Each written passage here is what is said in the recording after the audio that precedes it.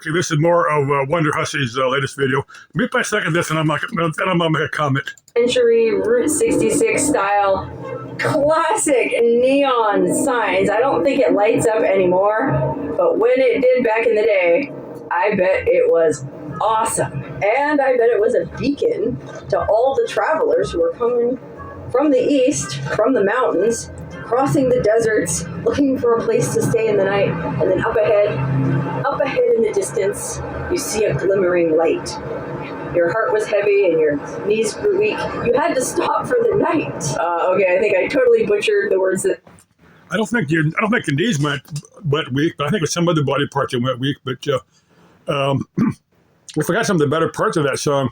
That the warm smell of colitis, or of weed, of the green leafy stuff.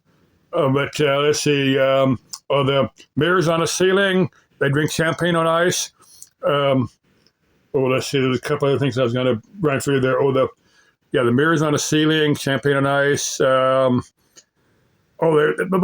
sat down for the meal. They stabbed it with their steely knives, but they couldn't kill the beast. I don't quite get that, but that song doesn't have to make sense. But you can check anytime you like, but you never really leave.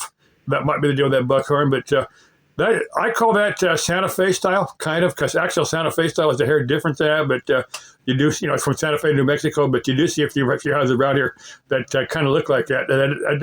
I think it's more popularly known as Santa Fe style, but actually, like someone might tell us go down to the Mesa City council chambers and suggest that the city of Mesa purchase that, or maybe somebody private and turn it into a museum or something, because that'll be perfect for some type of. I think Mesa probably does have a couple of cultural history museums, dedicated to the town of Mesa and the Southwest Valley, but. He said that would be a perfect place to turn into some type of museum. Maybe somebody could make some little stores in there. But it's probably way past any local building code to actually to be very easily reopened. So that's probably not feasible to turn it back into any type of motel. But it's a cool looking building. I know a number of people have covered it. I know one very similar building like that. A little bit newer, but I think it's abandoned out toward Buckeye. I don't think there's anything around here like that, but. Around the Avondale Goodyear area, but I've got that new Buc-ee's, whether they're going to build that out there. And there's a place, Sidetracked Adventures, Steve had got maybe a couple of weeks ago out west of Buckeye, that where a hot spring had been. We did two videos out there. One on that train that got derailed. I've got a video just showing him. I need to get out there and get some video from there. But do a little bit of work my pickup and maybe take off, maybe do an overnight or something, where I can kind of camp out in the middle of the desert.